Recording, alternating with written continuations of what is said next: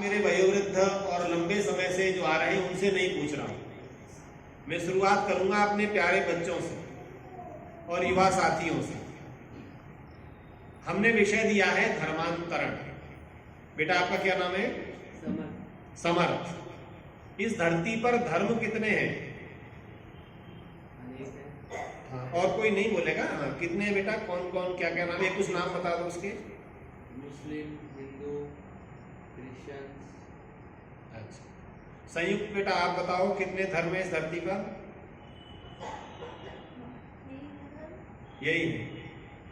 कोई बिटिया हमारी बेटी बताएगी धर्म कितने? एक। अब देखो मुझे कुछ नहीं करना है, मुझे तो एक बच्चे ने बताया कि धर्म अनेक हैं और उसने कुछ नाम भी बताए। जैसे उसने शुरुआत की मुस्लिम, हिंदू, क्रिश्चियन। बिटिया तुम्हारा क्या नाम है? आद्या। आद्या ने बताया धर्म एक है। अब हमें विचार करना है कि बिटिया आद्या की बात ठीक है या बालक क्या नाम था? समर्थ की नाम बात ठीक है। अब ये निर्णय करते हुए आगे बढ़ेंगे। आद्या ने बताया धर्म एक है और निश्चित रूप से आद्या को ये बात परिवार से, प्रवचनों से, कहीं से प्राप्त हुई होगी। बेटा आद्या एक बात बताओ, आपने धर्म एक कहा, इसका क्या आधार है? बताओ मतलब कैसे पता चला आपको धर्म एक है? माँ ने बताया। तो माँ ने ये बताया कि धर्म एक है, क्यों कहा जाए, क्यों माना जाए उसको? देखिए हम ऋषि दयानंद जी की पवित्र संस्था में बैठे हैं। यहाँ जो भी चर्चा होगी तर्क से, प्रमाण से और साक्ष्यों से, मतलब हमारे शास्त्र क्या कहते हैं, बुद्धि सम्मत क्या है, सृष्टि के अनुकूल क्या है। आप में से सत्यार्थ प्रकाश कई लोगों ने पढ़ा होगा। अगर भी ठीक कह रहे हैं, मैं भी ये चाह रहा था अगर क्या इस कार्य को आप बैठ के कर सकते हैं? हाँ कुर्सी दे दीजिए। कि ऋषि दयानंद जी ने किसी भी सत्य और असत्य को निर्णीत करने के लिए सत्यार्थ प्रकाश के तृतीय समुल्लास में कसौटी निर्धारित की है और उस कसौटी में ऋषि ने कहा सत्य क्या है हम कैसे जाने, असत्य क्या है हम उसका कैसे निर्णय करें कि ये असत्य है और ये सत्य है, दोनों को छांटना है। तो छांटने के लिए ऋषि ने पहली बात कही प्रत्यक्ष आदि प्रमाणों से जो सिद्ध हो। ठीक है, प्रत्यक्ष आदि प्रमाणों से जो सिद्ध हो। तो प्रत्यक्ष आदि में प्रत्यक्ष, अनुमान, उपमान, शब्द, अगर और ग्रंथों में जाएं तो ऐतिह्य, अर्थापत्ति, संभव, अभाव, ये 8 प्रमाण अधिकतम हैं। इनसे हम सिद्ध करते हैं। ऋषि ने दूसरा कहा सृष्टि नियम के अनुकूल हो। पहला प्रत्यक्ष आदि प्रमाण से सिद्ध हो, सृष्टि नियम के अनुकूल हो। और आप में से कोई बोलेगा तो मुझे बहुत अच्छा लगेगा, क्योंकि आर्य समाज, अच्छा इस बात की चिंता कितनी संस्थाएं कर रही हैं। आजकल गूगल पर और व्हाट्सएप पर तो बहुत संदेश सुबह से शाम तक चलते हैं, हिंदुत्व की रक्षा करनी है, हमें राष्ट्र को बचाना है, हम सब एकत्र हो जाएं। सही बात है, लेकिन ये कैसे होगा, हम सब कैसे जानेंगे? इसके लिए आर्य समाज चिंतन करता है और आर्य समाज के कार्यक्रमों में इन विषयों पर प्रत्येक कार्यक्रम में चर्चा होती है। आप में से जो बच्चे आर्य समाज में पिताजी माताजी के कहने पर परिवार सम्मेलन में आते हो और शेष चीजों को बाहर से देखते हो, आपने किसी भी मंदिर, किसी भी अन्य धार्मिक संगठन में राष्ट्र रक्षा सम्मेलन, गौ रक्षा सम्मेलन, आजकल गौ रक्षा की थोड़ी बात होने लगी है, सम्मेलन के नाम से महिला सम्मेलन, वेद रक्षा सम्मेलन, ऐसे युवा सम्मेलन, संस्कृति सम्मेलन कहीं देखें क्या? इन सारे विषयों को क्यों समेटा जाता है? चलिए विषय पर आते हैं। प्रत्यक्ष आदि प्रमाणों से सिद्ध हो, सृष्टि नियम के अनुकूल हो, आत्मा जिसको, आत्मा स्वयं का आत्मा जिसे मानने को तैयार हो। इस प्रकार से और कसौटियों पर कसते जाएंगे। बिटिया आद्या ने कहा कि धर्म एक है। बालक समर्थ ने कहा धर्म अनेक है, संयुक्त ने भी कहा कि बालक समर्थ जो कह रहे हैं बात ठीक है, कई धर्म है। तो पहले ये जानना है, बड़े लोग सब जानते हैं, उनको उपदेशों में अनेक बार बताया गया, पर हमारे बच्चों को हमें ये बात बिठानी है कि वस्तुतः धर्म है क्या और उसकी स्थापना करता कौन है। आद्या को ये तो पता है कि धर्म एक है, मां ने बताया, पर इससे आगे मैं बता दूं। समर्थ, आपने कहा धर्म अनेक है, आपकी जानकारी वर्तमान परिवेश में चल रही शिक्षा पद्धति, चल रहे समस्त समाचार, इन सब से आपको ये पता चला कि धर्म अनेक है। हमारा कर्तव्य यह है कि पहले हम ये जाने कि धर्म एक है तो क्यों। शास्त्रों में के वाक्यों को बार बार दोहराने की आवश्यकता नहीं। महाभारत में बहुत स्पष्ट कहा गया है, श्रूयताम धर्म सर्वस्वम श्रुत्वा च वधारयेत् आत्मनः प्रतिकूलानि परेशान न समाचरेत्। इसी प्रकार से कहा गया, धारणात् धर्मित्याहु धर्मो धारयते प्रजा, धर्मे वतुहन्ति धर्मो रक्षति रक्षितः। ये सारे संदेश आपको शास्त्रों से प्राप्त होंगे।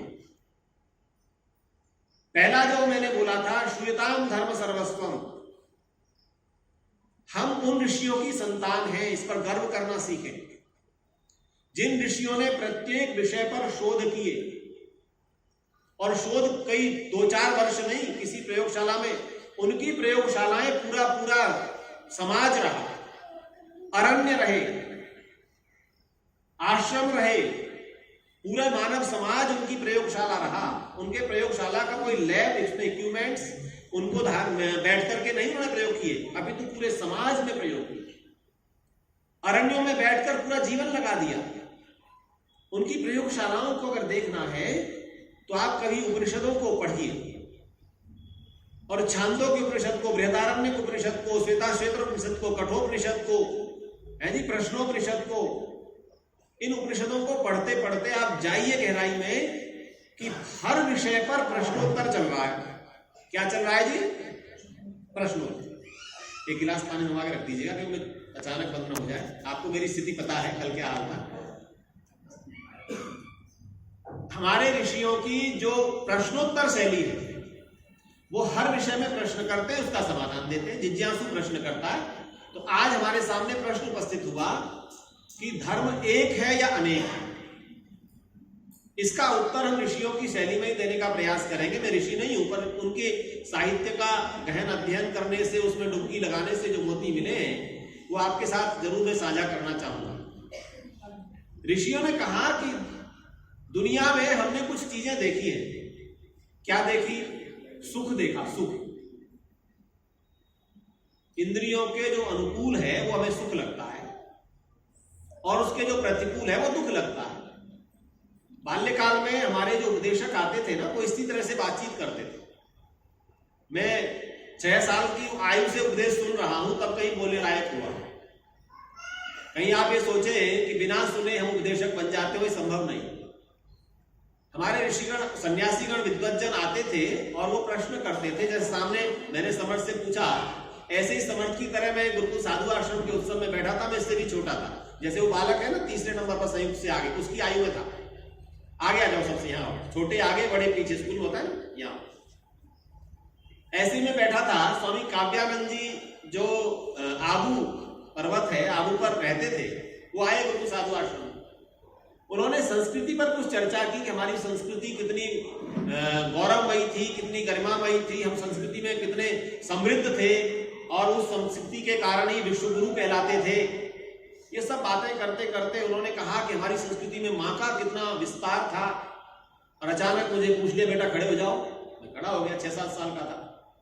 कितनी माएँ हैं तुम्हारी? बेटा क्या नाम है? अथर्व। कितनी माँ है आपकी? एक। अच्छा, संयुक्त तुम्हारी माँ कितनी है? एक है। समर्थ, अब थोड़ा सोच के बोलना, इन दोनों से तुम बड़े हो। और मैं पूछ रहा हूं तो कोई ना कोई कारण होगा। ठीक कर रहे हो, बिल्कुल ठीक जा रहे हो, बताओ। एक तो जो हमारी माँ है, हाँ जी, वो माँ है। एक हम भारत माता भी कहते हैं। बहुत सुंदर, वो वाली भी माँ है। एक हम धरती माता भी कहते हैं, बहुत वो सुंदर। भी माँ है, और एक हम गौ माता भी कहते हैं, वो भी। ताली बजाओ जरा समझ के। अब ये चीजें परिवर्तन में लानी है। छोटे बच्चे हैं, उनको पता है एक माँ है, लेकिन समर्थ ने जब 2 बच्चों से पूछने के बाद मैंने पूछा तो इसके मस्तिष्क में जगा कि नहीं, बात कुछ और है। मैंने भी यही कहा था मेरी एक माँ है, मैं 6-7 साल का। उन्होंने उत्तर दिया, जो समर्थ कह रहे हैं इनको प्रमाण सहित उत्तर दिया, जननी माँ, जन्म देने वाली, जन्मभूमि माँ, जिसे मर्यादा पुरुषोत्तम श्री राम को स्मरण करते हुए में याद रखना चाहिए। जिस समय लंका पर विजय प्राप्त कर ली, लक्ष्मण ने कहा भ्राता राम, स्वर्णमयी लंका है, वहां तो भ्राता भरत राज कर ही रहे अयोध्या में, तो हम क्यों नहीं राज्य करें। तो श्री राम ने क्या कहा था, जननी जन्मभूमि नहीं अपि स्वर्णमयी लंका नमे लक्ष्मण रोचते। क्या कहा, अपि स्वर्णमयी लंका नमे लक्ष्मण रोचते जननी जन्मभूमिश्च स्वर्गादपि गरीयसी।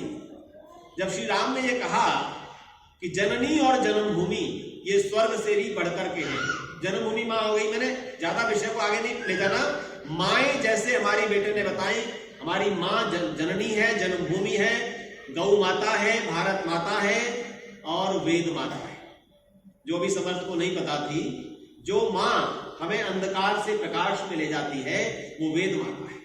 इसीलिए वेद में स्वयं कहा गया, स्तुता मया वरदा वेद माता प्रचोदयन्तां पावमानी द्विजानां आयुः प्राणं प्रजां पशुं कीर्तिं द्रविणं ब्रह्मवर्चसम्।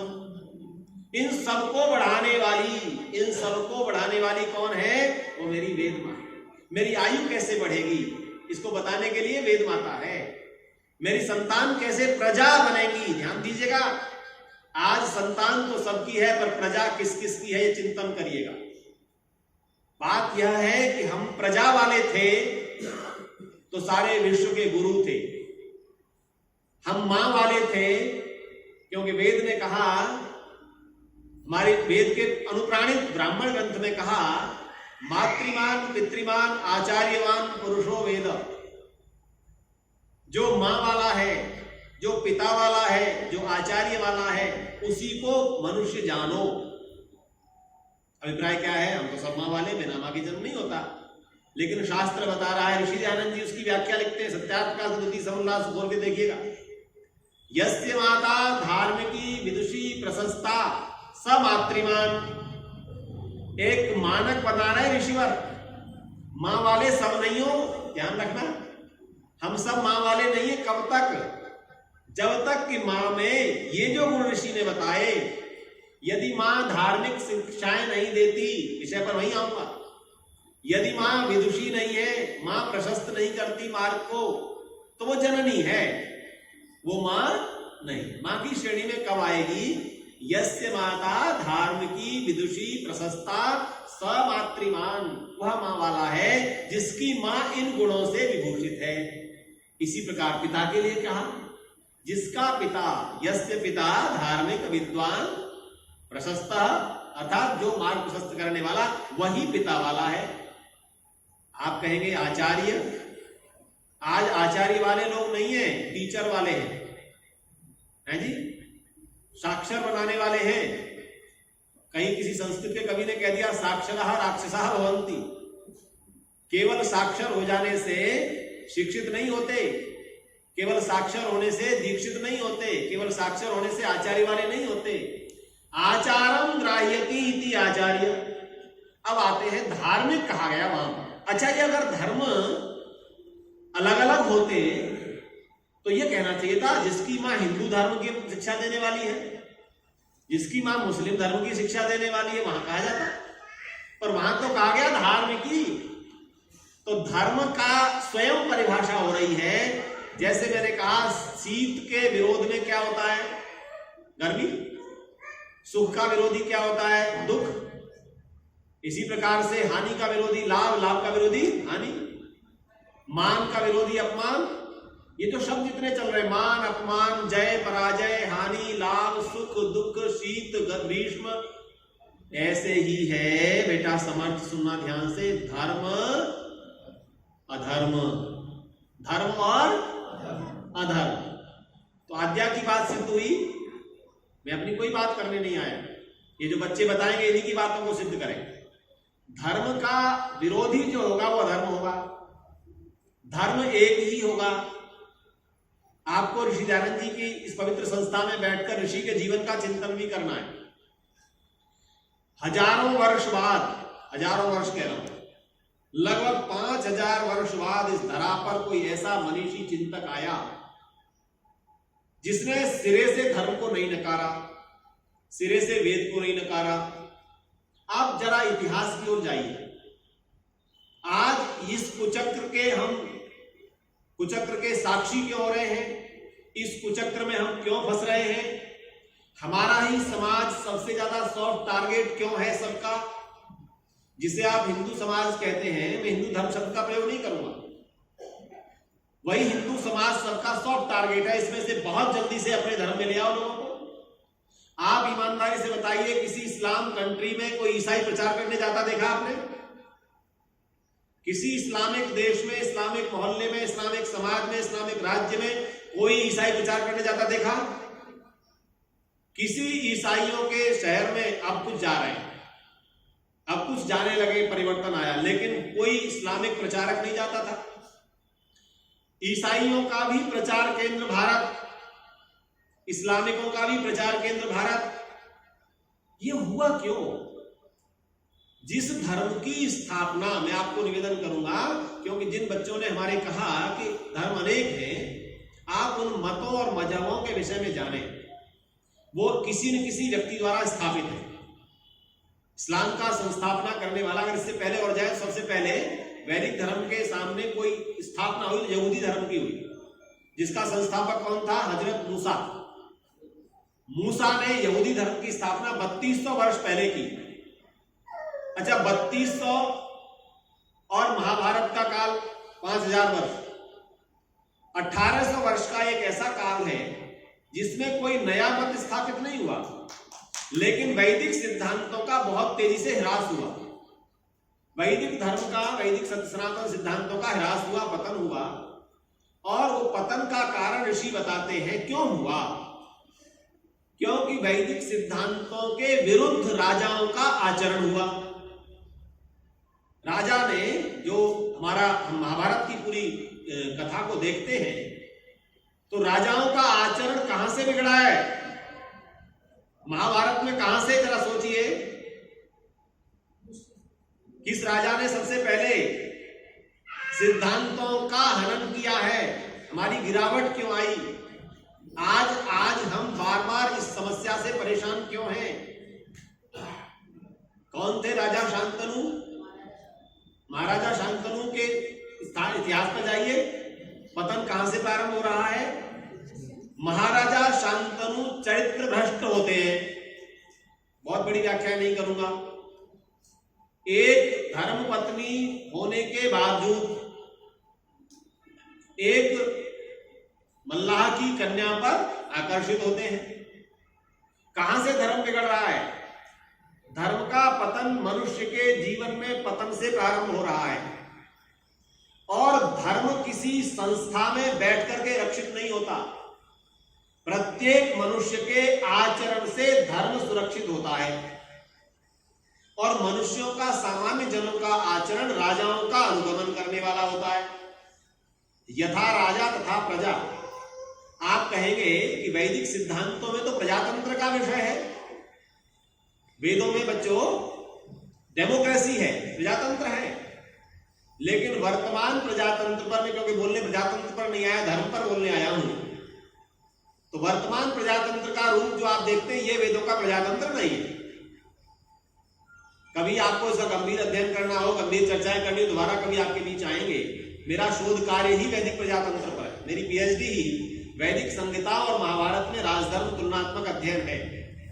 वेदों से महाभारत तक आने में, अर्थात वेदों का जो क्रम हमारे सृष्टि के आदि से चल रहा था, हर सृष्टि में चलता है, वो 5000 वर्ष सृष्टि की आयु। आप में से कोई युवा बताएगा, हमारे आर्य परिवारों के युवा, सृष्टि की अब तक की आयु वर्ष कितने हो गए?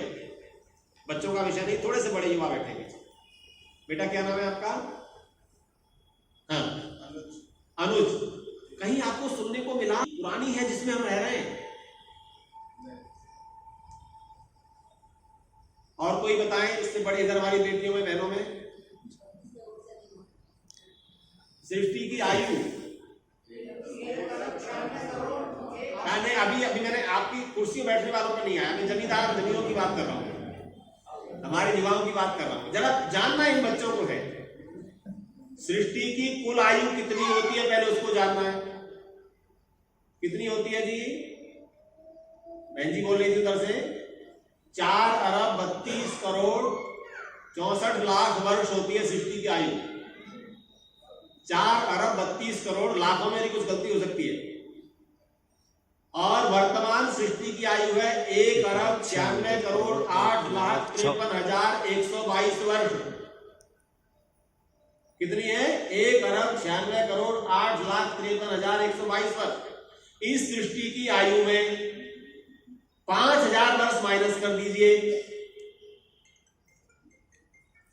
तो 1 अरब 96 करोड़ 8 लाख 48 हजार वर्ष तक इस सृष्टि में केवल और केवल वेद अनुमोदित सत्य सनातन धर्म ही चलता रहा। जो धर्म 1 अरब 96 करोड़ 8 लाख 48 हजार वर्ष तक चला, वो पिछले 5000 वर्ष में भी गिरते गिरते आप 3200 वर्ष में दूसरे मत की स्थापना होती है। कब आया मत? 3200 वर्ष पहले। और वो मत क्यों आया? क्योंकि मैं फिर कहूंगा बच्चों से, बच्चों याद करना है आपको, धर्म की स्थापना परमात्मा की ज्ञान पर वेद विद्या के द्वारा होती है। किसके द्वारा होती है? वेद विद्या के। वेद किसका ज्ञान है? ईश्वर। तो धर्म ईश्वर द्वारा स्थापित है। धर्म की स्थापना कोई मनुष्य नहीं कर सकता।